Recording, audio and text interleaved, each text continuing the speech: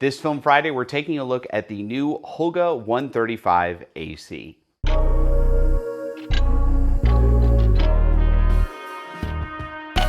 Hey everyone, Sean here, and welcome to Holga Week. Holga Week is the first full week of October. Every year it's celebrated by holgaweek.com, and the way you celebrate is simple. You just take a Holga film camera, go out, take some pictures during the first week of October, then you go to holgaweek.com. You can submit a couple of these photos to a contest in a couple different categories, and you may win a prize. Now, I'm a huge fan and collector of Holga film cameras, and I've really enjoyed participating in Holga Week over the years. And in today's video, I'm going to participate by taking a look at a new Holga camera.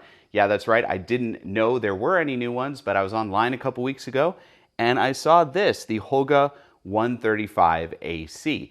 AC, I believe, stands for automatic camera, and basically this is just like a point and shoot camera with the Holga name on it.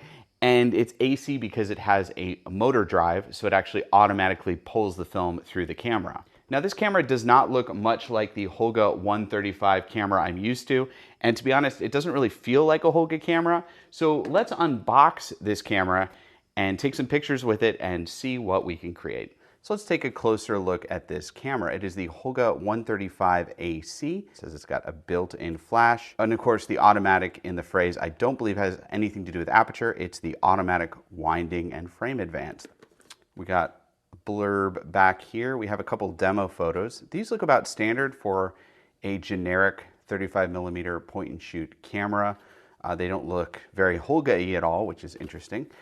Let's open up the camera and see what we get here. And there's really not much to it. We just have this plastic seal. Okay, it looks like it also comes with a hand strap. I generally don't use these. I find them annoying. Oh, I guess we got a little booklet too. That's always nice when they actually include a booklet rather than, just giving you a QR code. And here is the Holga 135AC itself. And what's interesting about this camera is it doesn't really feel very much like a Holga. We've got the flash here, we got the viewfinder, put the film in here, and then I believe that opens up the lens, and then that powers the flash. Of course, we have to put batteries in first, and we open this part to put the film in. So it's very, very standard point and shoot, generic 35mm point and shoot camera. And when you compare it to the actual Holga 135, in this case the BC, these cameras really don't have much in common at all. The Holga 135 is closer to the Holga 120 in design. You've got the focusable lens, you've got the two aperture settings, you can do normal shutter, bulb shutter for long exposures. So there's a lot more functionality in this camera. Of course, this has automatic wind and a flash, but I would much prefer to have all these focus features and different exposure features. This camera just gives me a lot more creativity. I think probably what they're trying to do is corner the market on these disposable point and shoot cameras like this Harman reusable. These have become very popular, and basically they're just the simplest cameras ever. Fixed focus, fixed aperture, built-in flash. You're outside in bright sunny conditions, you just use it without the flash. Any other situation, you use the flash. There's not much to these cameras, but they do fill a niche because there are a lot of beginner photographers who just want something simple and basic. They don't want to have to worry about focusing the lens, picking whether it's sunny or cloudy, and they want to have the flash capability that this specific one does not, although there is another Holga 135 that now also has a built-in flash. But like I said, this is really just to fit that very simple niche, make an affordable camera in cute colors that has a built-in flash, and the photographer doesn't have to worry about anything else. They just point and shoot. So I totally understand why Holga would want to make a camera like this, but it does kind of miss the point of Holga. I don't think we're going to get much vignetting with this camera. I don't think the lens is going to be anything to write home about. There's not going to be any character to it, but I might be wrong. There may be something interesting. I have never taken a picture with one of these, so let's put the batteries in it, and let's put some film in it and take some pictures. First off, let's put the batteries in. Pretty simple. Looks like it uses 2 AA's. Yep. So we got plus on this side, minus on this side. There we go. We're going to use some Kentmere Pan 200 black and white film. Now this part does press down, so it shouldn't be too hard to load it in. Yeah, there we go. It's very snug, which is actually kind of nice. And then I think we just have the film about there. Make sure it's on the teeth right there. We're going to close it and turn it on. Let's see if it advances. That is not a great advancing sound. I'm a little concerned about that. Hopefully it's not tearing up the film in there. I guess we'll have to take some pictures and see.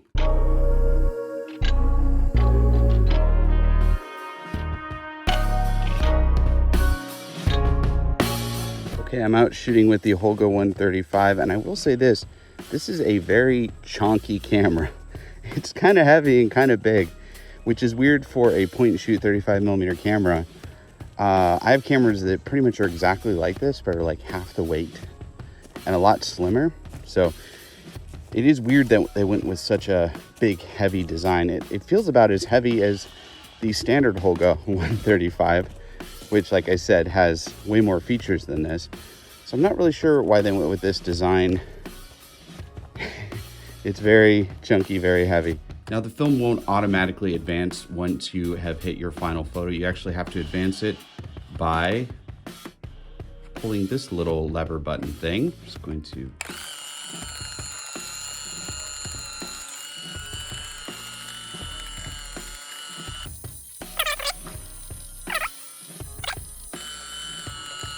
that is quite a slow motor. All right, it should have wound all back, so let's check it. Oh, cool. Yeah, it wound it all back. There's a little bit left. Okay, we took some demo photos with this camera and some black and white film. Let's develop the film, scan it, and see what results we get. Now, I'll admit this is not the best demo of this camera because I hand developed this black and white film in Monobath Developer at home, and I had a bit of a hard time loading the film in my film developing tank, so I scratched it up a little bit. So there's some aberrations in these negatives that wouldn't be there if I had sent them to a pro lab. And I think I was right. These images do not necessarily look like they were taken with a Holga camera. The lens is not very sharp, but it doesn't have much of a character either. It's just kind of capturing the images. It looks a lot like some of the other cheap plastic point and shoot cameras I've shot with. Now the black and white film paired with the Monobath developing at home does give it that kind of lo-fi look, so these images aren't terrible. I do kind of like them, but they don't have that distinctive Holga vignette. They don't have the same kind of Holga lens softness. They just look like point and shoot photos. And I don't want to keep being negative, but the other weird thing about these photos is when I was looking through the viewfinder, it was way more cropped in. The field of view of the viewfinder is only seeing like 75% of the image that is actually captured. All in all, it was fun to shoot with this little point and shoot Holga camera, but there's nothing about it that really makes me want to use it in the future. Okay, that was a quick look at the Holga 135AC. Like I said, I don't really feel like this is much of a Holga 35mm camera. When I think Holga, I think a medium format 120 Holga N, or the Holga 135, in this case the BC. This camera has a lot of focusing options, exposure options. It's got a bulb mode. You do have to wind the film, but you do have a lot more creativity, whereas this camera doesn't really give you much creativity at all. You're pretty much just locked into one setting or a flash. It feels much more like these generic point and shoot cameras that have become very popular.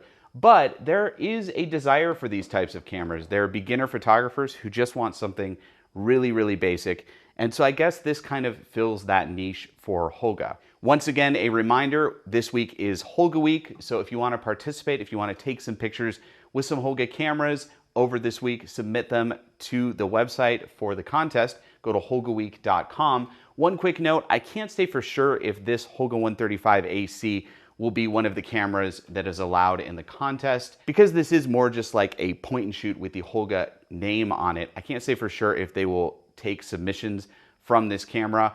So just a quick note, if you're gonna participate, I wouldn't use this camera, at least for this year. Maybe in future years, they'll include it. What do you think about this camera? Do you think it's cool that Holga is trying to break into the simple point and shoot market? Or do you think they should stick with what they're good at with their beautiful lo-fi plastic lenses with all the interesting focusing modes, all that kind of stuff. Let me know in the comments below. I'd be interested to hear what you think about this new camera.